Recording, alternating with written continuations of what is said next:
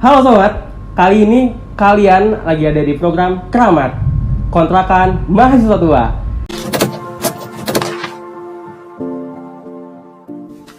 Kali ini dalam program Keramat ditemani sama gue Bahtiar dan gue Dava Mirza. Kita akan membahas tuntas sebagai mahasiswa tua, sudah berapa lama sih menjajaki kontrakan atau kosan selama menjadi mahasiswa. Tapi sebelum jauh kita melangkah tentang pengalaman atau tentang perasaan gitu ya selama ngekos atau kontrakan selama menjadi mahasiswa, gue pengen tahu sih dari Dava sendiri sebagai mahasiswa tua ya, kita berdua emang lagi mahasiswa tua, udah semester 6 kan. Betul. Udah berapa lama ngekos atau ngontrak selama menjadi mahasiswa? Nah kalau misal dari gue sendiri itu ngontrak itu mulai dari sekitar tahun 2021 akhir lah mungkin ya. Karena kan ibaratnya ya walaupun udah semester 6 masuk 2020 masih online. Akhirnya ngontrak tuh pas di semester 4 lah baru jadi. Nah kalau lu sendiri gimana, Bah? Kalau gua, karena gue sebenarnya pribumi ya, gitu kan. Iya. Jadi gua tuh cuma yang asli. pribumi asli ya, orang Serang asli gitu kan. Wong Banten. Banten. Jadi rumah gua tuh kayak cuma 5 menit ke kampus Pakupatan. Tapi gue sempet ada pengalaman ketika gue PMM.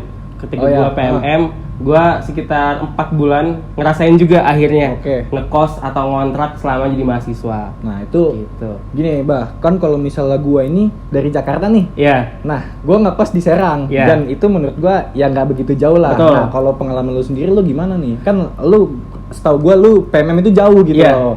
Nah lu bisa ceritain dikit gak? Kalau dari gue sendiri sih perihal ngekos atau ngontrak gitu ya, karena gue ngerasa sangat amat tertekan sebetulnya. Kenapa tertekan? Oke. Iya, karena pertama jaraknya jauh nih.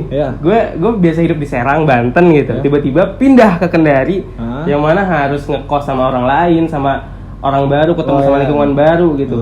Akhirnya gue banyak mendapatkan culture shock di sana. Dan itu pengalaman pure pertama kali gue selama jadi mahasiswa, akhirnya ngerasain gitu. Jadi menurut gue ya, kenapa akhirnya gue memutuskan untuk kabur, bukan kabur lah, untuk mencoba untuk ngekos, hal baru ngekos atau ngontrak selama jadi mahasiswa. Menurut gue ya, selama jadi mahasiswa tuh seenggaknya lo harus ngontrak atau ngekos sekali. Gitu. At least buat pengalaman lah ya. Buat pengalaman, survive gitu kan, bertahan hidup jauh dari orang tua, jauh dari kerabat saudara, yang mana emang ketika ngekos atau ngontrak lo dituntut untuk mandiri. Betul. Gitu kan, kayak nyuci baju sendiri, nyuci piring sendiri dan sebagainya. Yang terlebih makan sendiri. Betul, itu karena dia. Gini guys, kalau misalnya kalian itu di rumah kalau nggak pernah ngekos itu pulang ke rumah tuh nggak bakal mikir makan apa-apa. Nah cuman kalau misalnya kalian ngontrak itu kayak haruslah nyisin uang buat makan keseharian, itu jadi bener-bener kebutuhan pokok banget. Itu berasa. Kalau di rumah tuh nggak berasa makanan itu kebutuhan pokok. Udah cuma buat jajan doang. Betul banget. Apalagi mahasiswa. Iya. Rokok, bensin. Iya itu segala macam. Udah. Duit bulanan yang cuma segitu gitu kan. Gimana caranya kita masih bisa bertahan hidup sampai akhir bulan gitu. Benar. Beli sabun, beli sikat gigi, beli sampo, beli buat nyuci. Beli buat makan. Itu belum bayar kontrakan. Nah, itu dia. Belum lagi paket data kalian. Nah, itu bener banget sobat. Nah, kalau dari Dava sendiri nih, gimana pengalaman atau pandangan gitu kan, apa yang dirasakan ketika menjadi mahasiswa kosan atau ngontrak selama menjadi mahasiswa? Nah kalau misal dari gue sendiri sih, gue cukup berbeda dalam artian gini, paling yang jadi culture shock buat gue adalah keadaan Serang, karena gue tinggal di Jakarta yang hampir 24 jam itu rame. Kayak gue pulang jam 12 malam, gue pulang jam 9, gue jam 10, itu pasti masih ada jam-jam macetnya. Sedangkan di Serang ini kayak lewat Pakupatan jam 6, jam 7 itu tuh udah kayak anjir, gue kayak malam banget karena bener-bener sepi banget gitu loh. Itu yang jadi culture shock. Karena kalau misalnya untuk ketemu teman baru enggak, karena kebetulan yang ngontrak sama gue pun orang-orang lama, jadi ya temen SMP gue lah dan segala macam. Jadi emang kita udah lebih enjoy lah ya. Iya, lebih lama. Karena gue pernah ngobrol juga kan sama ibaratnya sama anak-anak kampus lah yang anak rantau juga gitu. Lo ngekos sama siapa, dan banyak yang pindah-pindah. Nah ini kalau dapat cerita dari mereka masing-masing berbeda-beda juga kan itu. Nah itu kayaknya gue nggak relate deh ke sana. Untuk permasalahan tinggal bareng bersama teman yang ternyata agak sulit. Itu sih. Tadi kita udah ngobrol seputar pengalaman ya, atau enggak apa sih yang dirasakan selama ngekos gitu. Bener. Nah, buat sobat, ternyata akhir-akhir ini lagi rame banget di TikTok. Dengan sih kayak konten-konten screenshotan gitu kan, chattingan bersama bapak atau ibu kos. Betul. Kayak permasalahan nih, misal nih, ngekosnya barengan gitu kan. Kosannya barengan. Betul. Terus cuma disediain parkirannya kecil banget gitu kan. Oh, yang parkir tuh malah melintang gitu tuh. Oh iya. Itu dia. Itu kan jadi kesel sendiri kan kayak. Benar. Ini misal nih, gue abis ngampus gitu kan, abis ngampus datang, capek lah, pengen istirahat gue, ngelihat motor, mau parkir motor gitu maksudnya, mau parkir motor, parkirannya nggak bener gitu kan, gimana nggak emosi gue gitu kan. Betul. Jadi itu tuh salah satu pengalaman gue juga sih gitu kan, ketika di Kendari, karena kadang ada aja ya, gue nggak tahu sih apa alasannya, tapi kenapa mereka nggak paham gitu loh cara matiin dan benar. Ditambah ketika mereka parkir itu nggak benar, dikunci stang. Nah, kayak orang nonton dangdut tuh begitu tuh. Kalau kata tukang parkir gua, kayak orang terus cuman di satu sisi kan ketika lo nggak kunci stang bahaya juga nih. Bahkan banyak kan kasus-kasus kayak bahkan ada CCTV aja tuh banyak malingan motor dan segala macam itu banyak banget terjadi. Bahkan di BMS pun kalau misal kalian tahu BMS itu banyak kemalingan. Betul banget itu. Jadi rawan banget ya, jadi serba salah. Betul. Ketika lo ngunci stang dan karena ibaratnya parkirannya mungkin numpuk, jadi ibaratnya dia masuk kunci stang dan ternyata yang ini udah keluar, jadi ini dipindahin kayak gitu-gitu loh. Jadi akhirnya parkirannya nggak jelas. Nah itu. Nah selain itu juga biasanya kan kosan tuh cuma nyediain satu kulkas, ngerti nggak sih? Oh iya. Jadi satu kulkas atau enggak satu tempat masak yang barengan. Iya benar. Dan kita tuh nyimpen segala macam di situ. Di sana. Iya nggak sih? Kayak misal nih, gue biasanya nyimpen Coca-Cola. Ini boleh sebut merek nggak? Boleh lah ya. Boleh lah. Boleh lah, udah. Misalnya gue nyimpen minuman deh, gitu kan. Misalnya gue nyimpen minuman. Jangan lupa. Jangan lupa masuk. Misalnya gue nyimpen minuman gitu kan di kulkas. Gue pengen ngadem dulu nih, maksudnya biar si minumannya adem dingin dulu. Iya, biar dingin. Tinggal yang segar-segar. Iya, yang segar-segar gitu. Apalagi jarang banget kan kita punya es batu. Iya, gitu kan. Itu barang langka lah buat di kosan. Nah, gue nyimpen minuman. Dia tinggal sejam, 2 jam gitu. Gue nyantai dulu, tidur lah, atau enggak game lah, atau ngapain lah gitu. Tiba-tiba pas ngambil, loh kok nggak ada ini minumannya? Terus lah, gue ngechat kan, terus ngechat. Tolong dong buat yang ngambil minuman ini kabarin ke gua gitu, nggak bakal gua apa-apain, bakal gua kasih asalkan minta gitu kan. Seenggaknya at least ngomong gitu, at least ngomong gitu.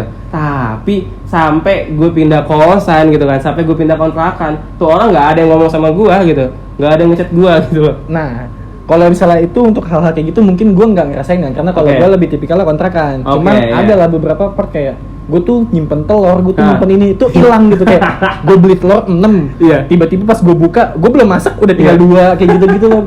Makanya gue ngeliat, wah ini lucu banget sih kejadian-kejadian kayak gitu. Paling kalau misalnya gue sendiri, kalau pengalaman gue untuk hal-hal kayak gitu, biasanya kita kalau gue di kontrakan pulang bawa makanan. Bawa cemilan lah biasanya. Cuman biasanya emang gue nggak gue masukin kamar, jadi emang gue taruh aja di ruang tengah gitulah ibaratnya. Ya udah ntar kadang-kadang tuh, perasaan nih gue belum buka. Gue pulang main, gue pulang ngampus, gue nyampeinin udah hilang, udah habis aja kayak apa ya. Ya wajar sih namanya anak kontrakan, kita jarang nyemil karena kita lebih memprioritaskan kita makan nasi, guys. Bentar-bentar mie. Betul. Oke, selain tadi 2 hal, misalkan parkiran sama kulkas, yang lagi ramai di TikTok itu apa aja sih, Dap? Kalau misalnya dari gue, yang gue lihat tadi kalau di FVP gue agak aneh sih. Apa sih itu? Wah, ini agak awkward sih. Tapi nggak apa-apa. Maksudnya biar siapa tahu nih, Somat tuh sobat keramat ya, jadi biar lebih akrab kita. Siapa tahu Somat di rumah punya pengalaman dan bisa share di kolom komentar. Iya, bener, jangan lupa. Nah kalau misal dari yang gue lihat tuh waktu itu ada, jadi ceritanya yang ngeposting ini cowok. Gue lupa nama akunnya siapa. Dia ngeposting terus kayak gini amat ya punya ibu kos ganjeng. Wah jadi tuh ibu kosnya bener-bener kayak yang manggil sayang, nawarin, terus kayak agak ngegoda ke hal-hal yang berbau agak dewasa gitu, bah. Itu kayak itu serem ya? Serem dan unik sih sebenarnya. Unik. Karena posisinya yang gue lihat itu si ibu kosnya ini udah punya suami dan ngegodanya itu di grup, bukan via. Jadi mereka punya grup, punya grup chat yang isinya tuh kayak beberapa anak, ada 3 cowok kalau nggak salah, dan ibu kos itu sendiri. Dan ibu kos itu kayak ngegoda 3 anak laki-laki itu. Jadi itu kayak wow gitu. Tapi kalau misalkan Somat punya pengalaman serupa gitu, boleh banget. taruh di kolom komentar, kalian ceritain semuanya. Tapi kalau bicara nih ya, bicara mengenai bapak atau ibu kos gitu, gue tuh kadang-kadang suka terenyuh gitu kan, gue juga ikutan sedih gitu.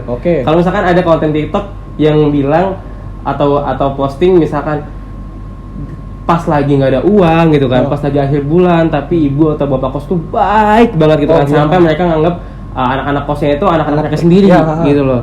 Jadi itu kadang-kadang yang bikin hati gue kayak, oh bener juga ya, ternyata emang kadang kita nggak pernah tahu gitu kan, meskipun kita sedang merantau, pasti ada aja orang-orang yang baik sama kita gitu. Nah, kalau misalnya dari gue, ada nih satu lagi yang gue baca waktu itu. Kalau ini jadi ceritanya yang posting itu akun Twitternya perempuan, cewek.